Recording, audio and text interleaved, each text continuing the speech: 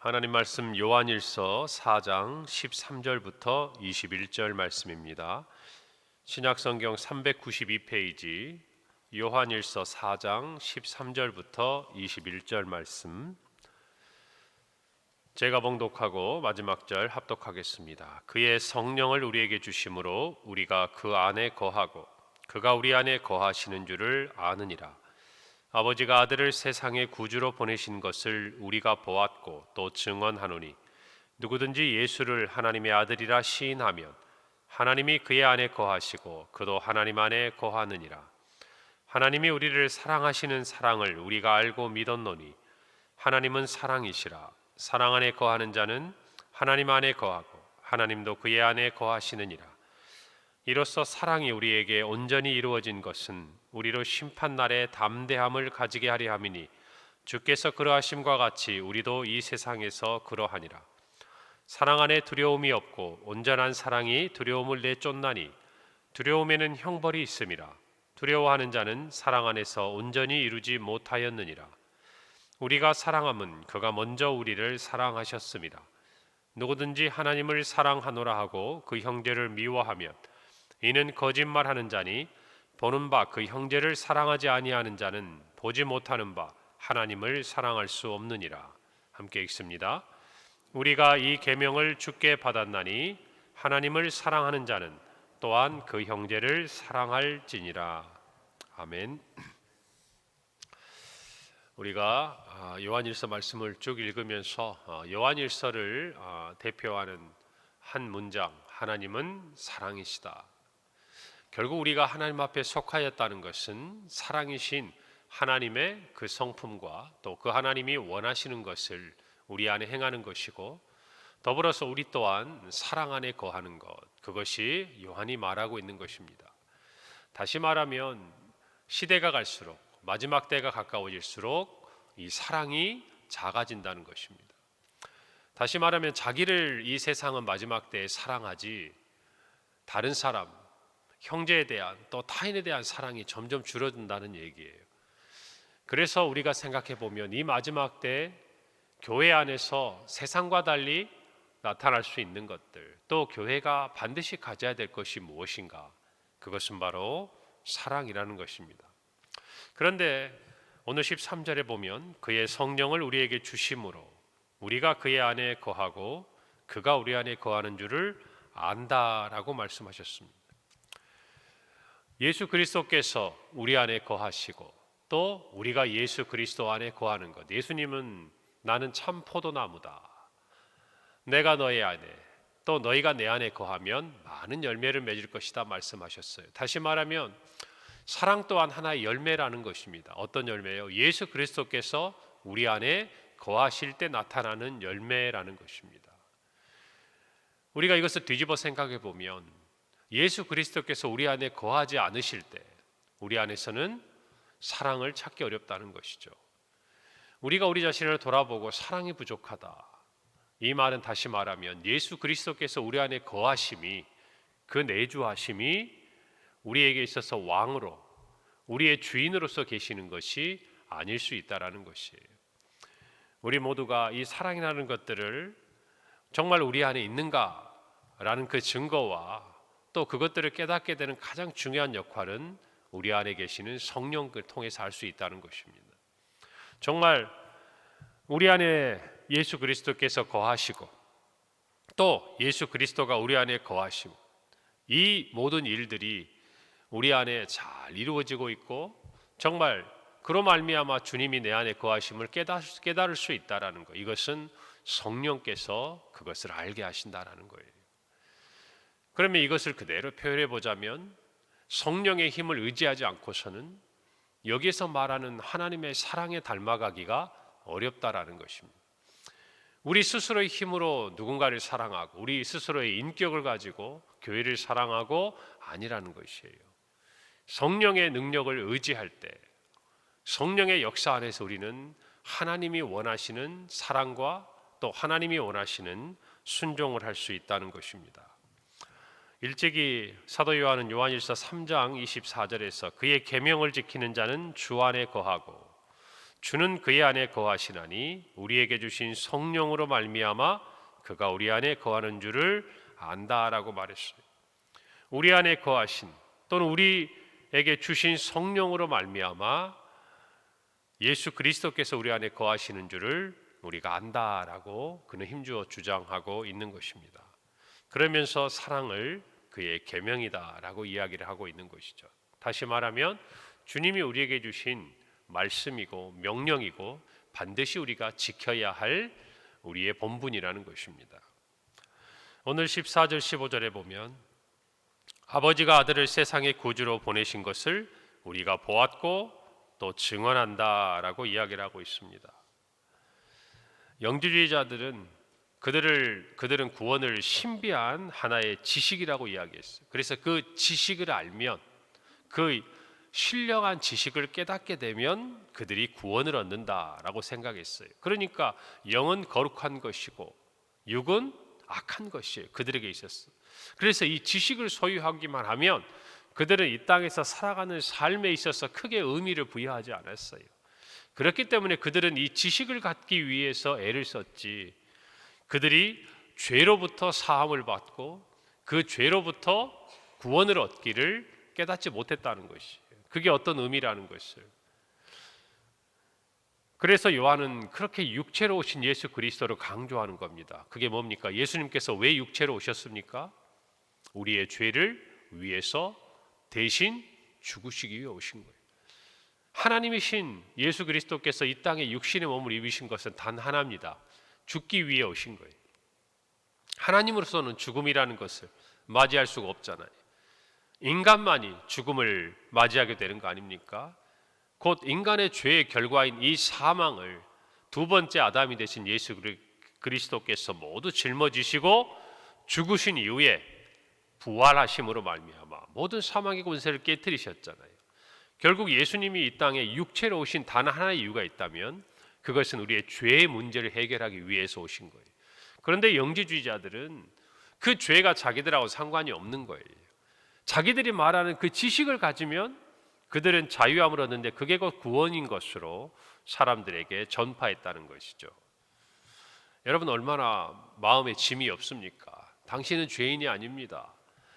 당신은 우리가 말하는 하나의 지식을 깨닫게 되면 당신은 모든 것으로부터 자유해지고 구원을 얻게 됩니다. 더 솔깃하지 않아요?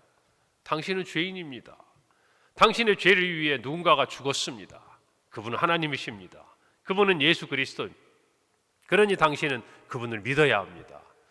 여러분, 둘 중에 뭐가 더 마음에 편안합니까? 그러니까 세상이 원하는 이야기를 하고 그들에게 속한 사람이 말하는 이야기에 귀가 솔깃한 거예요. 여러분, 우리 모두는 분명히 알아야 합니다. 이 죄의 문제. 그래서 이 문제를 해결하기 위해서 예수 그리스도께서 이 땅에 사람의 몸으로 오신 거예요. 여러분, 이것을 분명히 깨달아야 합니다.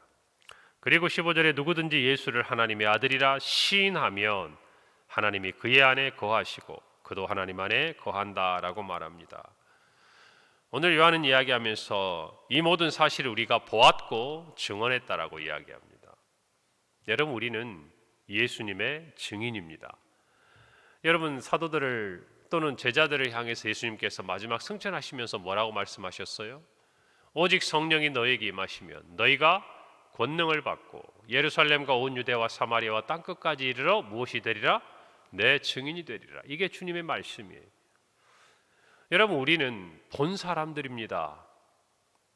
목사님, 저는 요한처럼 예수님을 육신의 눈으로 보지 않았는데요. 아니요.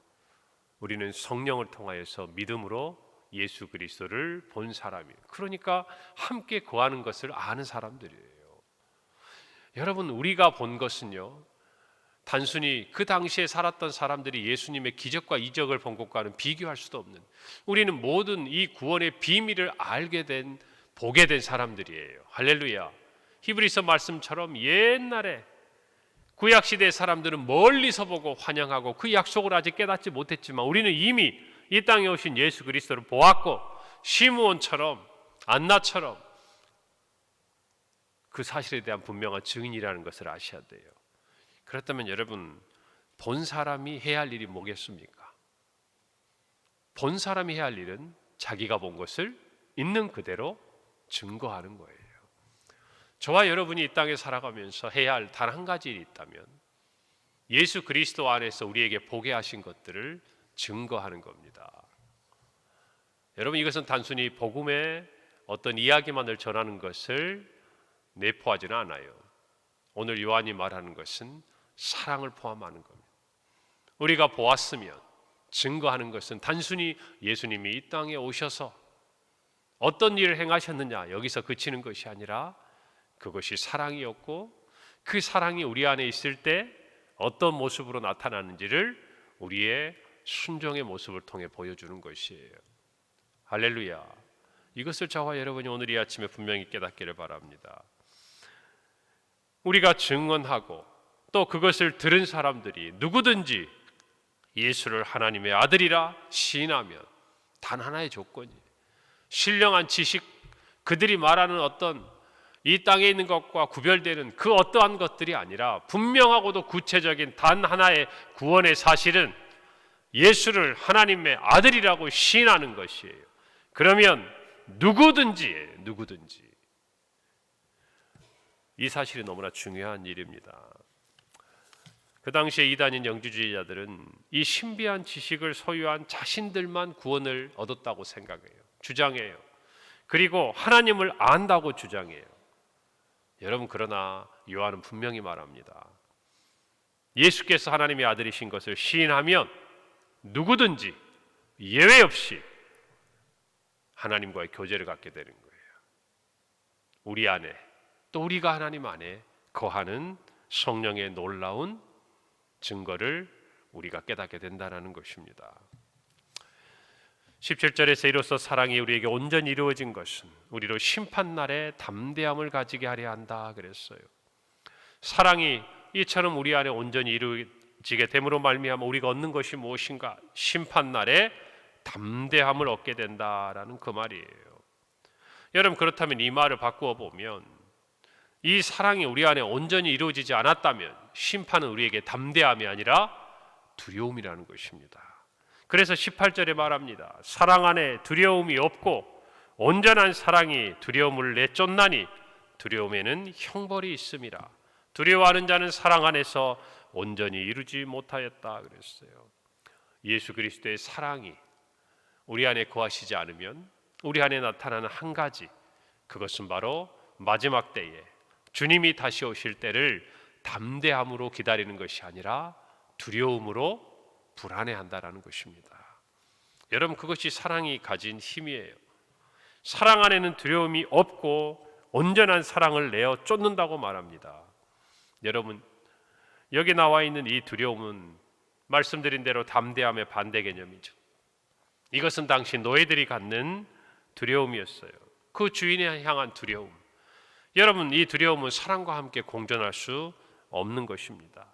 우리가 하나님의 사랑 안에 거하며 그 사랑이 우리 안에 있다고 하면 우리는 예수 그리스도께서 이 땅에 다시 오시는 그 날을 두려움으로 맞이하는 것이 아니라 심판의 날로 맞이하는 것이 아니라 영광의 날로 맞이할 것이고 그리고 담대함으로 맞이하는 것이에요. 그래서 이야기하는 거예요.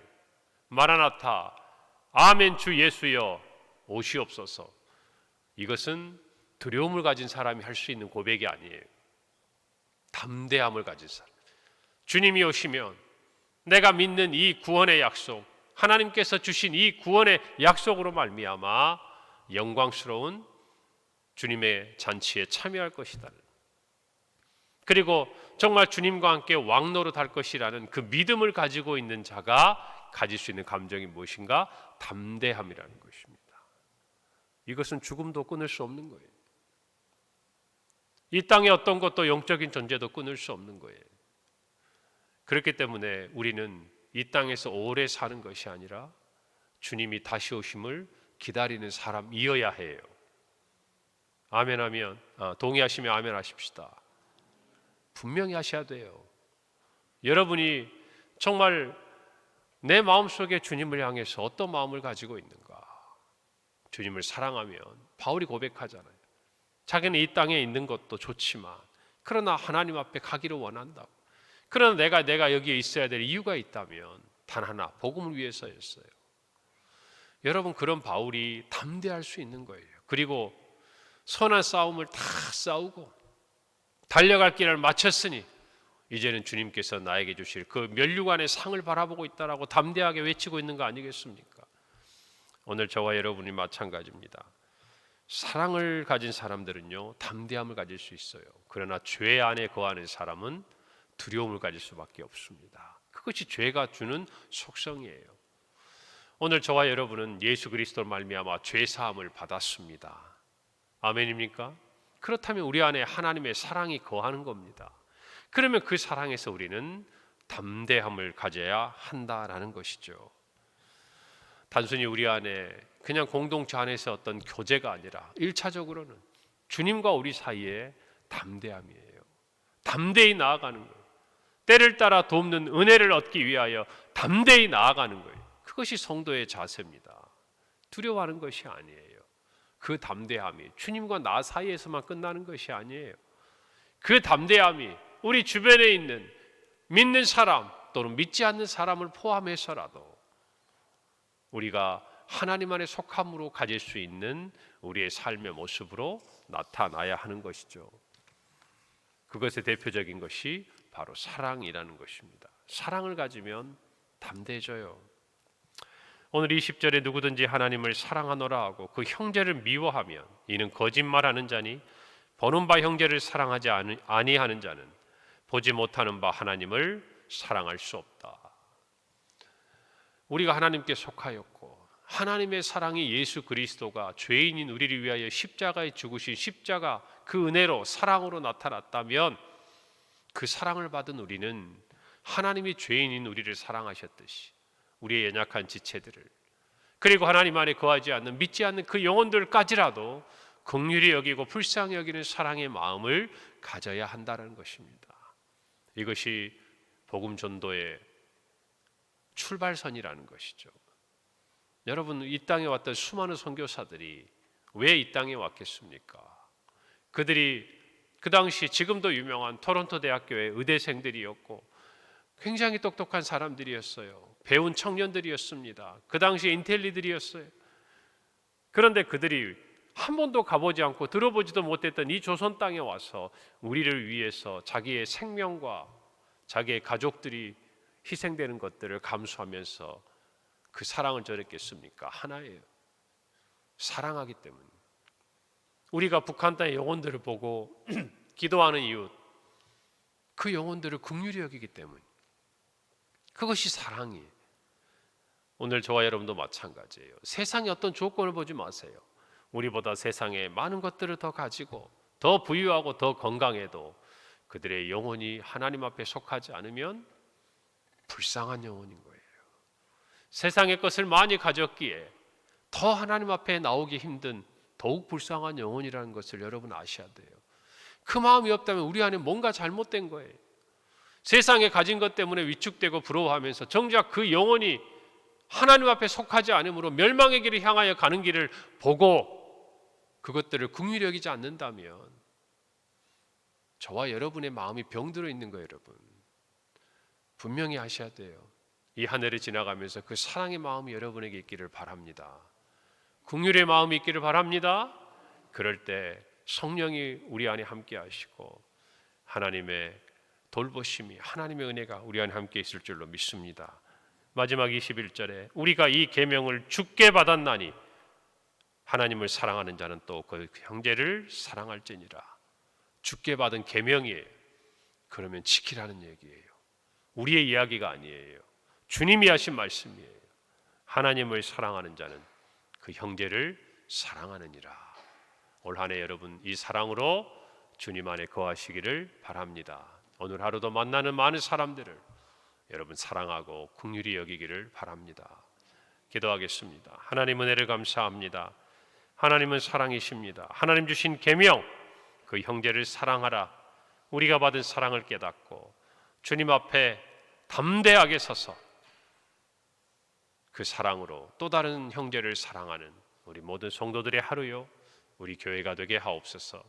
예수님의 이름으로 기도합니다. 아멘.